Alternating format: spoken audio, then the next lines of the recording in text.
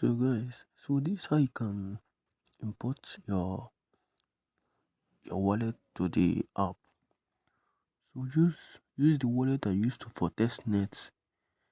I repeat, use the wallet I use for testnet. So this is the wallet I use for testnet. So go to your MetaMask.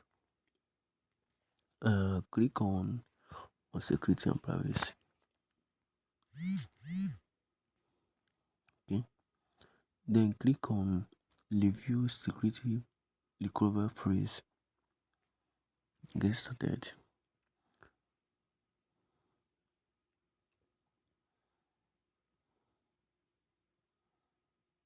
So once you're done, then input your password.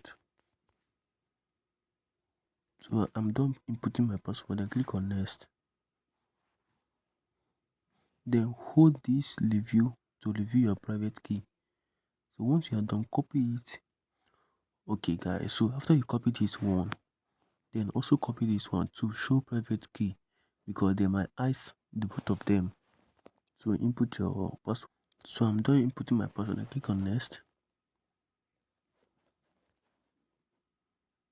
Then hold it and copy your private key. So once you are done downloading the app, then click on it.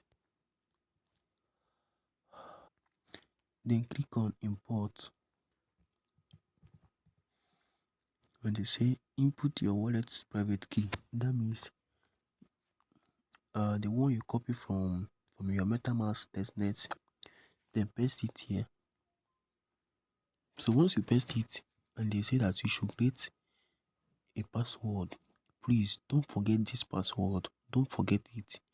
I repeat, don't forget this password. So let me create my own password. So once you're done, you click on done.